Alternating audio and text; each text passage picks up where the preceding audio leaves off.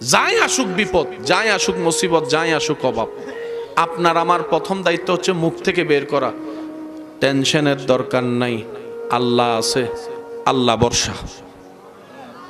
Sir বলেন তো কি, আমি শুনি নাই, আল্লাহ ভরসাটা একটু বলেন, আরো জোরে বলেন, আরো জোরে বলেন।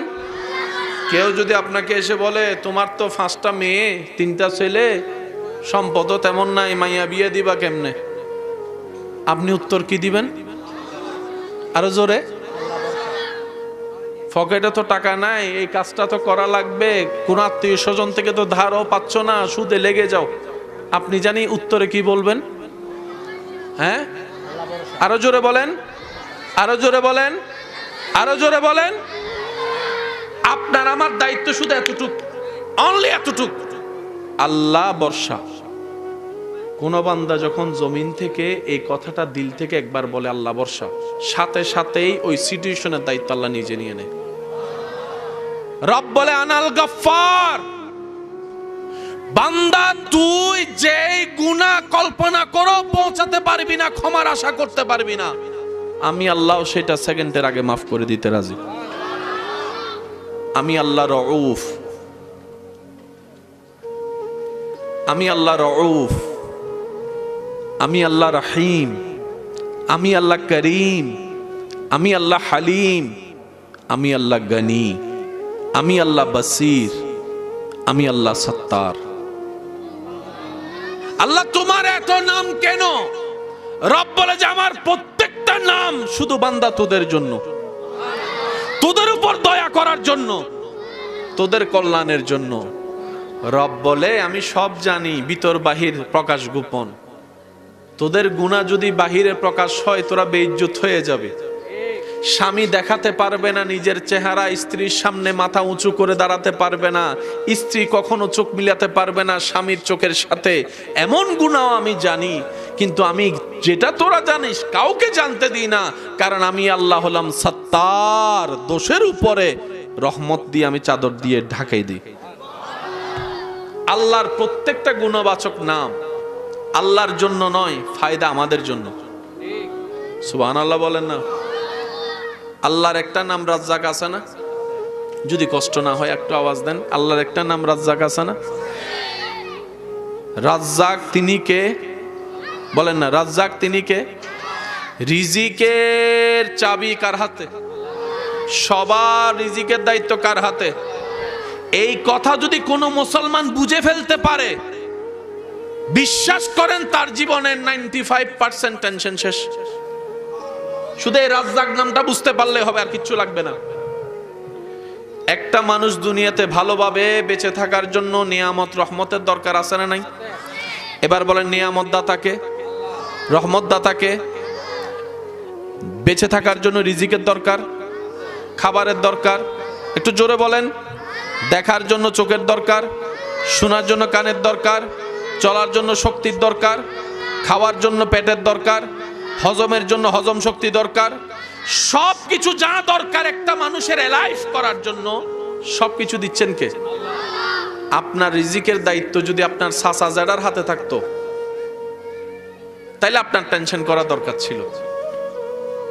আমি কি বুঝাতে পারছি কথা? আপনার ছেলে মেয়ে রিজিকের দায়িত্ব কার? সুতরাং সেখানে আপনার চাচা আসুক, জেঠা আসুক, মামা আসুক, খালা আসুক, কেউ চাইলে তো আর রিজিক ছিড়াই নিতে পারবে? কোন বাবা যখন এই কথা, কোন মা যখন এই কথা অন্তরে লালন করবে, আমার সন্তানের রিজিকের দায়িত্ব আমার আল্লাহর, সুতরাং আমার আল্লাহ তো দয়ার সীমা নাই, আমার আল্লাহ তো রহমানিয়তের সীমা নাই, আমার আল্লাহ তো করুণার সীমা নাই, সুতরাং আমি আমার পরিবার নিয়ে টেনশন করারও দরকার নেই। যেই নবীর কলিজার টুকরা খাতুনে জান্নাত মা ফাতেমা, যার ঘরে অনেকটা দিন খাবার ছিল না, বুঝবেন কথা, একটা হচ্ছে অভাবের কারণে না থাকা। যেই নবীকে আল্লাহ কুল কায়নাতের মালিক বানিয়েছেন, ওনার ঘরে অভাবের কারণে নাই নয়, ছিল যা মানুষকে দিতে দিতেই শেষ। বুঝবেন কথা, অভাবের কারণে নয়। আচ্ছা, নবী যদি একবার বলতেন আল্লাহ দুনিয়ার হানা হাইতেন ন, জান্নাতের হানা ফাটাও, বলেন বলেন বলেন বলেন বলেন, পাঠাতো পাঠাতো। নবী একবার বলছে আল্লাহ জান্নাতের খানা দাও, বলছে একবারও? বলেন না বলছে। যেই নবীর খাদেম আল্লাহ বানিয়েছেন জিবরাইলের মতো ফেরেশতাকে, সেই নবী উপবাস থাকার তো কোনো প্রশ্নই আসে না। এটা অভাবের উপবাস নয়, এটা প্রেমের উপবাস। ইয়া রাসূলুল্লাহ, আপনি উপবাসের জীবন নিলেন কেন? ক্ষুধার যন্ত্রণা নিলেন কেন? নবী রাহমাতুল লিল আলামিন বলে আমার উম্মতের অনেক গরিব উম্মত হবে, অভাবের কারণে পেটে খাবার যাবে না, তারা যেন আমি নবীর দিকে তাকাই নিজের জীবনটাকে আলোকিত করতে পারে। বলেন সুবহানাল্লাহ। তারা যেন দুই নাম্বারিতে না যায়, তারা যেন মনকে বলে আমার নবী যদি নবী হয়ে উপবাস থাকতে পারে, আমি উম্মত হয়ে কেন পারবো না? উম্মতকে শিখানোর জন্য নবী উপবাস ছিলেন, প্র্যাকটিক্যাল। আর আপনারা সবাই জানেন, হয়তো একমত হবেন, থিওরিক্যাল পড়ার চাইতেও মনে থাকে বেশি প্র্যাকটিক্যাল। সুবহানাল্লাহ বলুন। থিওরিক্যালের চাইতে মনে থাকে বেশি কি? প্র্যাকটিক্যাল। সহজে বুঝে আসে কি, থিওরিক্যাল না প্র্যাকটিক্যাল? সেজন্য নবীজি নিজে নামাজ পড়িয়ে শিখিয়েছেন, সাল্লু কামা রাআইতুমুনি উসাল্লি। উপবাস থেকেছেন নবী, থাকতেছি এখন আমরা। সুবহানাল্লাহ। ধৈর্য ধরেছেন নবী, ধৈর্য ধরা শিখছি আমরা। ক্ষমা করেছেন নবী, ক্ষমার উৎসাহ পেয়েছি আমরা। প্র্যাকটিক্যাল প্র্যাকটিক্যাল প্র্যাকটিক্যাল করা শিখিয়েছেন। বলেন না সুবহানাল্লাহ। যার হৃদয়ে অন্তরে ভরসা রবের উপর, দিলে থাকবে নবী রাহমাতুল লিল আলামিনের প্রেম, ভক্তি, আদব, শ্রদ্ধা, সে দুনিয়াতে এবং আখিরাতে কখনো বেইজ্জত আল্লাহ তাকে করবে না, কখনো করবে না, কখনো করবে না। কোরআন বলে ওয়ালিল্লাহিল ইজ্জাতু ওয়ালিরাসূলিহি ওয়ালিল মুমিনিন। একটা মানবের জীবনে খাবার চাইতেও বড় সম্পদ হচ্ছে সম্মান, টাকা পয়সার চাইতে বড় ইজ্জত হচ্ছে সম্মান। আল্লাহ পাক বলে সম্মান আমার জন্য, সম্মান নবী রাসূলের জন্য, আর সম্মানকে আমি রেখেছি আমার প্রিয় মুমিন বান্দাদের জন্য। সুবহানাল্লাহ। সেজন্য জীবন চলার পথে তুফান যতই আসুক, বর্ষাটা থাকবে রবের উপর। আপনার কোনো করার ক্ষমতা নাই, কিন্তু আপনার রবের তো অনেক কিছুই করার ক্ষমতা আছে। সেজন্য মৌলা আলী শেরে খুদা আলী রাদিয়াল্লাহু তাআলা বলে, হে দুনিয়াবাসী, যার কাছে ক্ষমতা আছে তাকে যতটুক ভয় পাও, সম্মান করো, তার চাইতেও বেশি তাকে সম্মান করিও, ভয় পেও যার কোনো পাওয়ার নাই, সম্পদ নাই, টাকা নাই, গাড়ি নাই, বাড়ি নাই, নাই নাই কিছু নাই। জিজ্ঞেসকারী জিজ্ঞেস করে, ও হযরত মাওলা আলী শেরে খুদা আলী রাদিয়াল্লাহু তাআলা, আপনার এই কথার অর্থ তো বুঝলাম না। সম্পদশালীকে ভয় পাওয়ার কারণ তো সম্পদ আছে, পাওয়ারফুলকে ভয় পাওয়ার কারণ তো তার কাছে পাওয়ার আছে, ওর কাছে তো কিছুই নেই, অর্থের ভিখারি, ওকে ভয় পাবো তো পাবো কেন? তখন হযরত আলী বলে, একটু দিলের চোখ দিয়ে দেখো। তুমি যখন চামড়ার চোখ দিয়ে দেখছো তার কাছে গাড়ি বাড়ি সম্পদ পাওয়ার আছে, আর তুমি চামড়ার চোখ দিয়ে দেখছো তার কাছে কোনো অর্থকরী সম্পদ কিছু নাই। দিলের চোখ দিয়ে দেখো, যার কাছে কিছু নাই তার কাছে তো একজন আল্লাহ আছে। তুমি যদি ওকে দুর্বল মনে করে করতে থাকো অত্যাচার, ওর রব যদি ওর পক্ষে একবার কথা বলা শুরু করে, তোমার অবস্থা। এখান থেকে বাঁচতে ওখানে গিয়ে লুকাতে পারো, কারণ এখানকার ওয়ালার ক্ষমতা ওইখানে চলে না, কিন্তু ওনার ক্ষমতা তো বিশ্বব্যাপী চলে। কোথায় তুমি লুকাবা?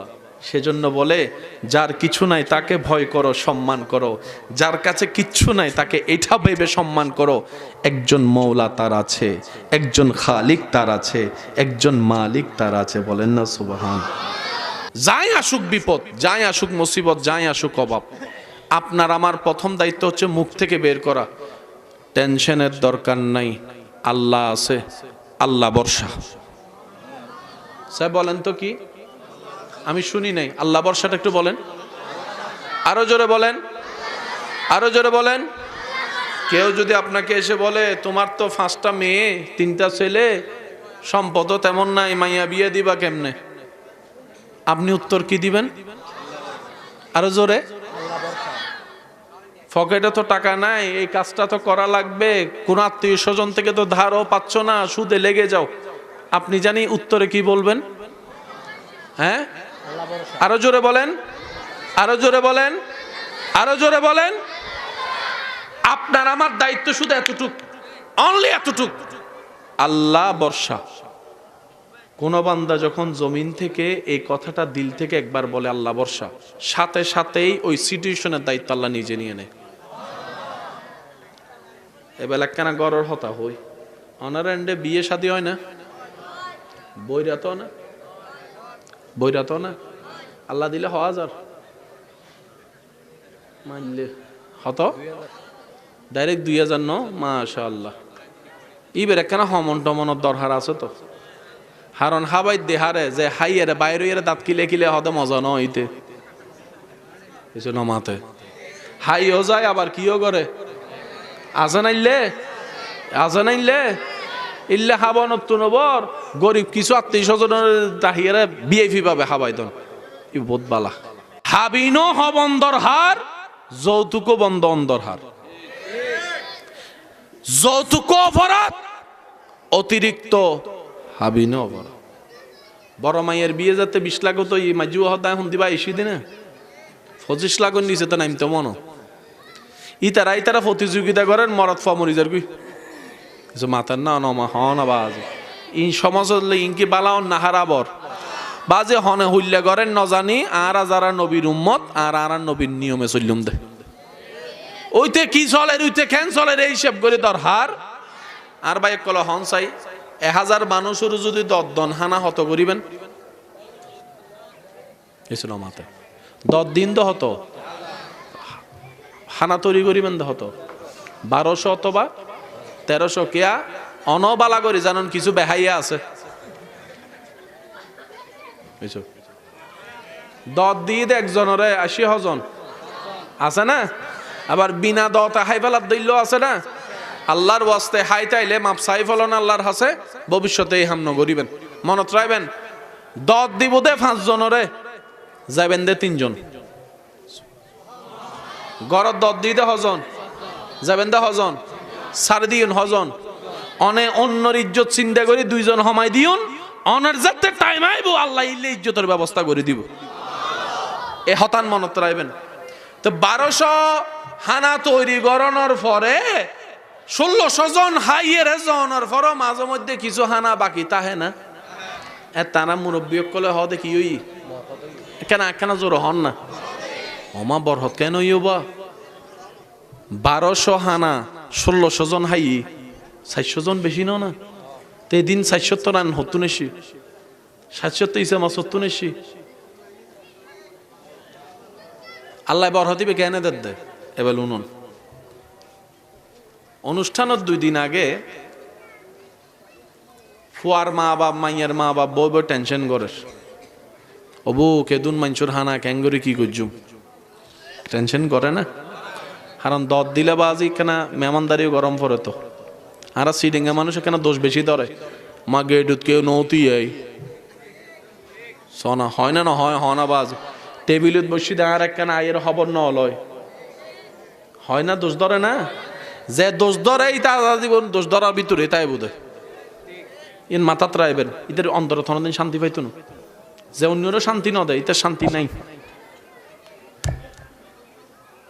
ফুয়ার মা বাপ মাইয়ের মা বাপ বই বই হতা হননি টেনশন করের বাপে হঠাৎ করি ফুয়ার মা মাইয়ের মা হত ও বাবা 10 আল্লাহ আছে তো ইতারা হতাহত বুড়ি বুড়ি ইবি বেড়ে বুঝ দিবে হত কি আল্লাহ আছে তো ওয়ান ওয়ার আওয়াজ ইবে গেই গেন্ডে কেন জোরে জোরে হন না জোরে জোরে আল্লাহ ফেরেস্তারে ডাকি হত ওটা আর বন্দায় আর নাম লইলু আল্লাহর কি দে আল্লাহ ইতারার মাইয়ের বিয়ে তো ফুয়ার বিয়ে তো টেনশন করে দে আল্লাহ হতে আর নাম লওয়ানোর পর আবার টেনশন কি রে ইন আল্লি মুসলমানের নিয়ামত ভাই আল্লাহ হতে আর নাম লই দেন আবার টেনশন কি ও ফেরেশতা খেয়াল রাখিস কেউ যেন নহাই ন যায় হানার যেন শর্ট ন পড়ে আয় রাজ্জাক আসি দিন না বরহতর অভাব নাই রিজিকের অভাব নাই আল্লাহ তো কেন করে কেন বুঝিবেন অঙ্কন যে 3 প্লেট খাইলে ফেট বইতু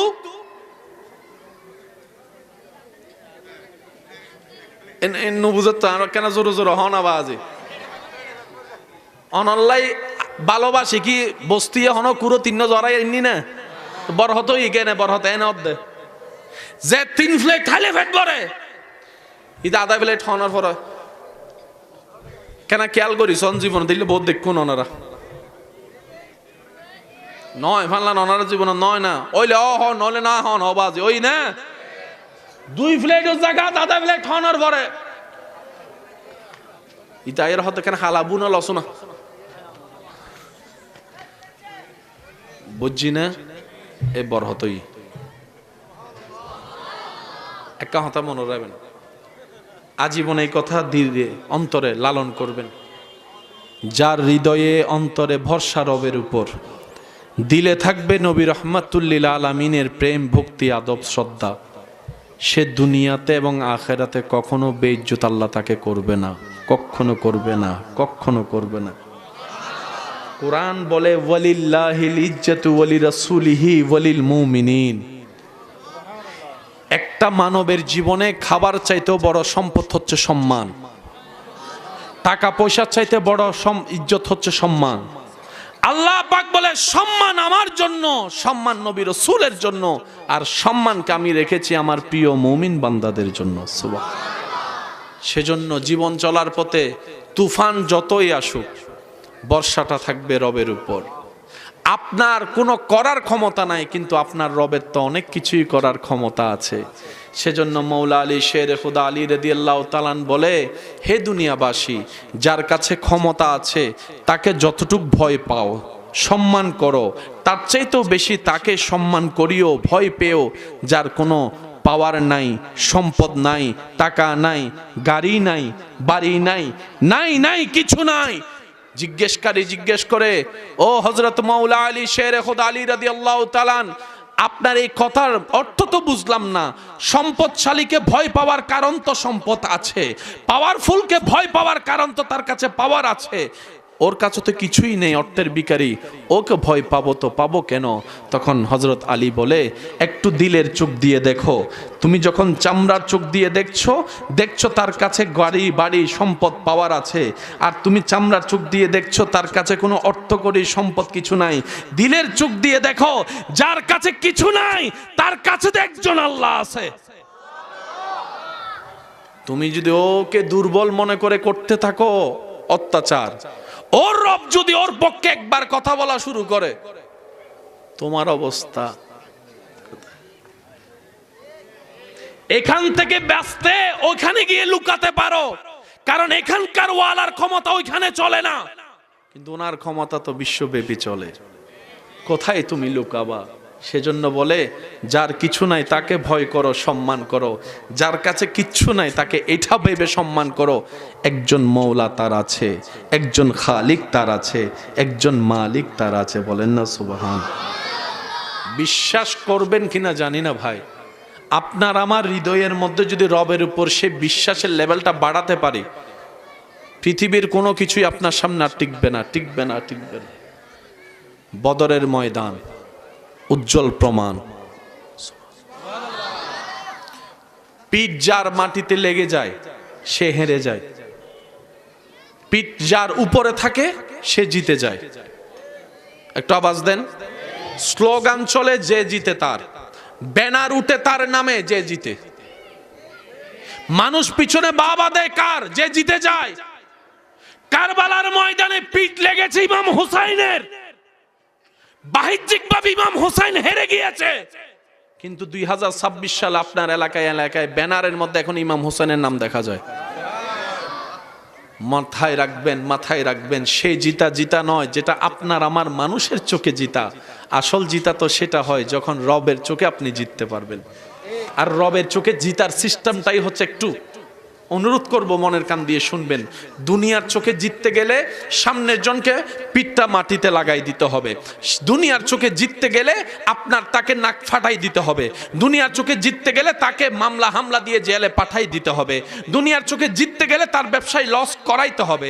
দুনিয়ার চোখে জিততে গেলে তার সম্পত্তি হরণ করতে হবে। কিন্তু রবের চোখে জিততে যদি চান, ফর্মুলাটা টোটালি ভিন্ন। রবের চোখে যদি জিততে চান, তাহলে আপনাকে যে অস্ত্রগুলো ব্যবহার করতে হবে সেটা হচ্ছে আপনাকে ক্ষমা করে দিতে হবে, ক্ষমা করে দিতে হবে, ছাড় দিতে হবে, ধৈর্য ধরতে হবে, সহ্য করতে হবে। এমনকি নিজে না খেয়ে রবের দিকে তাকাই অন্যকে খাওয়াইতে হবে। যে আপনার দুশমনি করেছে আজীবন, তাকেও সামনে পেলে সুন্দর মেহমানদারি করতে হবে। আপনি রবের চোখে জিতে যাবেন। আর যখন আপনি রবের চোখে জিতবেন, জান্নাত আপনাকে খুঁজতে হবে না, জান্নাতেই আপনাকে খুঁজে খুঁজে বাইর করবে। ভাই তুই আমার কাছে আয়, ভাই তুই আমার কাছে আয়, তুই আমার কাছে আয়। একটু জোরে বলা যাবে সুবহানাল্লাহ? মন খুলে একবার দরুদ শরীফ পড়ি। আল্লাহুম্মা সাল্লি আলা সাইয়্যিদিনা মাওলানা মুহাম্মদ ওয়া আলা মাওলানা। মেহেরবান তুমি, মেহেরবান, মেহেরবান তুমি, মেহেরবান। সবাই মেহেরবান তুমি, মেহেরবান, মেহেরবান তুমি, মেহেরবান, মেহেরবান তুমি, মেহেরবান, মেহেরবান তুমি। উচ্চ আওয়াজ একবার বলেন মারহাবা।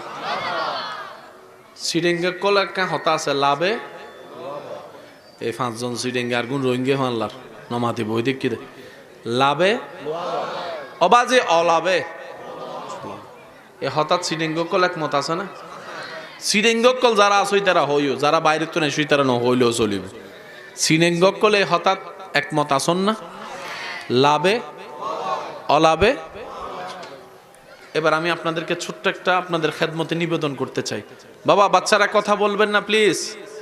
আব্বু আব্বু কথা বলেন না।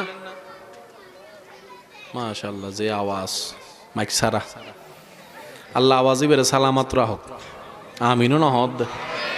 বাজে মানুষের দোয়া জেন্ডা পাইবেন না, মন খুলি করছো আল্লাহ অনরে দিব দে। একবার বলেন আলহামদুলিল্লাহ।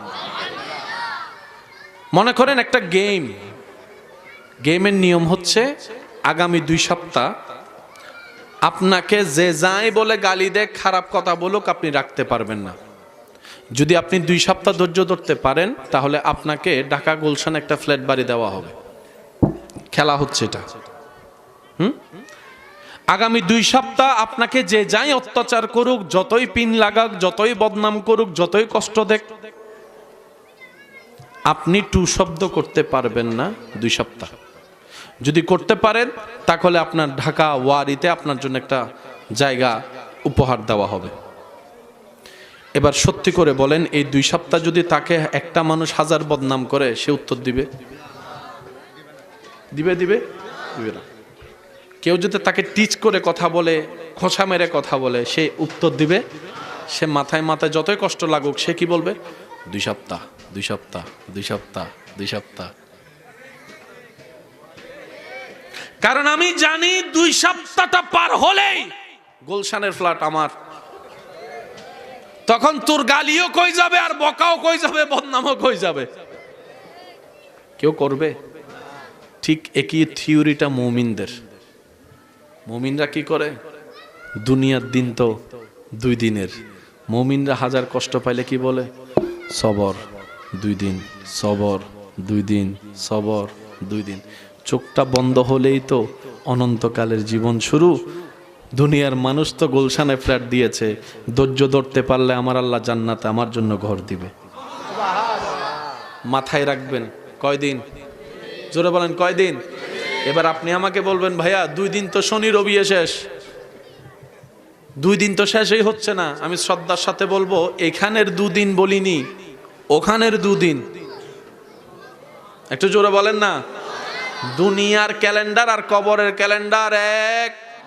50,000 বছর দুনিয়াতে পার হয়, কবরে মাত্র 1 দিন। ওই হিসাবে 2 দিন। যতই কষ্ট আসুক আপনি শুধু বলবেন আখেরাত, আখেরাত, আখেরাত, আখেরাত। একটু খেয়াল করে দেখেন, এই তো কিছুদিন আগে আপনি স্কুলে গিয়েছেন, এখন আপনি সন্তান কোলে নিয়ে বসে আছেন। কথা বলেন আরে ভাই। কিছুদিন আগে আপনার দাড়িই ছিল না, দাড়িই ছিল না, এখন মোটামুটি পাকা শুরু হয়ে গেছে। হায়াত কত দ্রুত চলে যাচ্ছে। জীবনের একটা মুহূর্তে এমন সময় গিয়েছে অনেকের, বন্ধু বান্ধবের সেই আড্ডার সময়,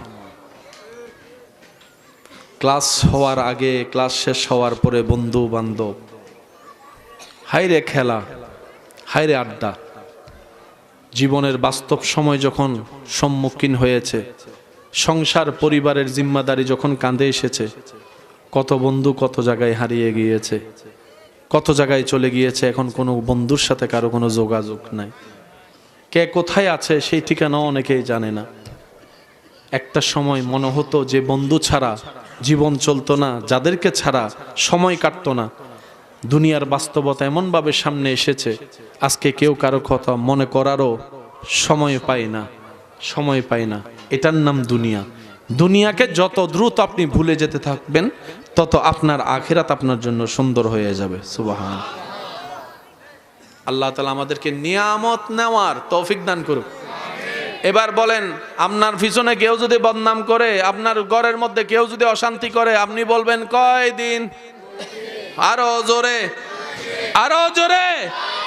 এই 2 দিন করতে করতে যখন আপনার ভিতরে হাজার কষ্ট জমবে, আপনি যখন সিজদায় পড়ে অজর দ্বারাই কান্না শুরু করবেন, রব ফেরেশতাকে ডাক দিয়ে বলবে, আমার বান্দারে কে কাঁদালো?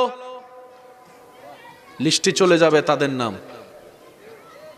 আপনি কিছু করতে যায়েন না, আপনি করলে আর কদ্দুর করবেন, কিন্তু রব যখন করা শুরু করবে, অস্তিত্ব থাকবে না। মনে থাকবে ইনশাআল্লাহ। যখন রব জিজ্ঞেস করবে কে কাঁদালো, ফেরেশতা লিস্টি দিবে, আল্লাহ অমুক অমুক তোমার বান্দাকে কাঁদিয়েছে। আল্লাহ জিজ্ঞেস করবে আমার বান্দার রিয়েকশন কেমন ছিল, ফেরেশতা উত্তর দিবে, আল্লাহ তোমার বান্দা প্রতিশোধ নেয় নাই, ক্ষমা করে দিয়েছে। সুবহানাল্লাহ। আল্লাহ তোমার বান্দা গালির পরিবর্তে গালি দেয় নাই, মুস্কি হেসে ধৈর্য ধরেছে।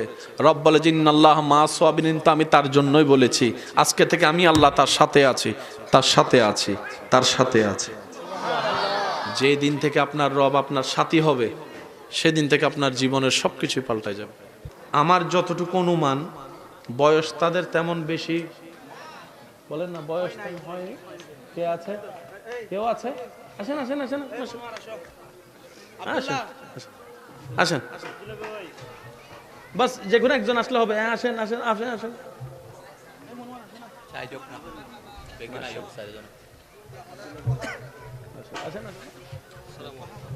আপনার বয়স? আপনার নাম? মুস্তাকিম। মাশাআল্লাহ। বয়স 14 বছর। কত? জোরে বলেন। আপনার নাম? নারায়ে তাকবীর, নারায়ে রিসালাত, নারায়ে গাউসিয়া, উলামায়ে আহলে সুন্নাত। আজানের টাইম নেই, টাইম নেই। সৈয়দ মুহাম্মদ আল কাদেরী।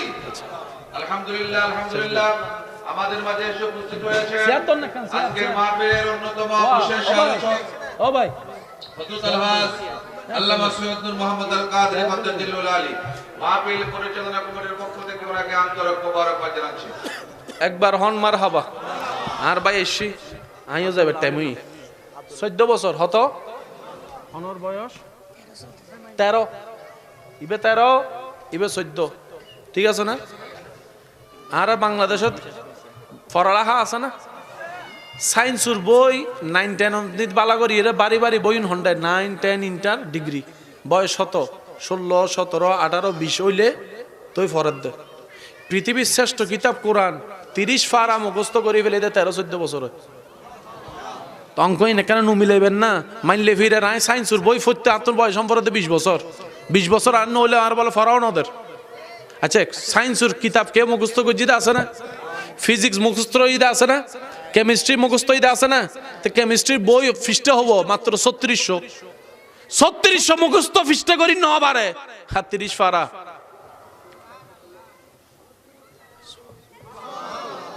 একটা কথা মনে রাখবেন, পৃথিবীর সমস্ত জ্ঞান সেই বোধে ব্রেইনুত, কোরআন হাদিস সেই বোধে অন্তরত। সুবহানাল্লাহ হর আরো জোর হন না। ব্রেইনুর ক্যাপাসিটিত বুলি জন আছে আর মনের ক্যাপাসিটিত বুলি জন এতাল্লা যারা দরগরি ফাঁক কই যে গুই তারা বুড়ো বয়সত বিন্দি দাঁত ফরি গেল দেব না আবেজ অকল বেগিন ফরিত তারে আবেজ ফল হইল একজন বলে দরগরি হন না। সুবহানাল্লাহ। তো ইতার আল্লাহ ওনারা কেন দোয়া করিবেন না ইনশাল্লাহ হন না। তো মাদ্রাসা ইনো ইবুলিয়ে তো আজিয়ে ঠিক আছে না, ওনারা বেগুনের সহযোগিতা ভালোবাসা মাদ্রাসার প্রতি রাইবেন। সহযোগিতা মানে সবসময় টিয়ানো খোঁজখবর রাইবেন, এসব মাতন না অবাদ্দা বেগিন ঠিক আছে নি ইয়ে নইলে হুজুর করিবেন, ইয়েনো বড় সহযোগিতা। অনতুন যে 1 লাখ টিয়া দাম পড়িব স্লোগান বড় বললে না কিছু ন খোদার হাসে দিলুতুন দুটিয়া দিলে ইয়েনো কবুলি যে ডর করে হন্না সুবহানাল্লাহ। আর ভাই জানাই শুন তকরির গরিব ওনারা উনিবেন আজানোর টাইম হয়ে যার গুই ইনশাল্লাহ ওনারা তুন বিদায় লর ওনারা আল্লাহ কেন হাজ করে দোয়া করিবেন না ইনশাল্লাহ। আল্লাহ সুন্নিয়ত রাকাবের যারা দুনিয়াতুন বিদায় লইন বেগুনের রফে দরাজাত দান করুক আমিন। যারা এখনো বাঁচি আসন খেদমতম মিদে আল্লাহ বেগুনের হায়াত বরহত দান করুক আমিন। আসসালামু আলাইকুম ওয়া রাহমাতুল্লাহি তাআলা ওয়া বারাকাতুহু।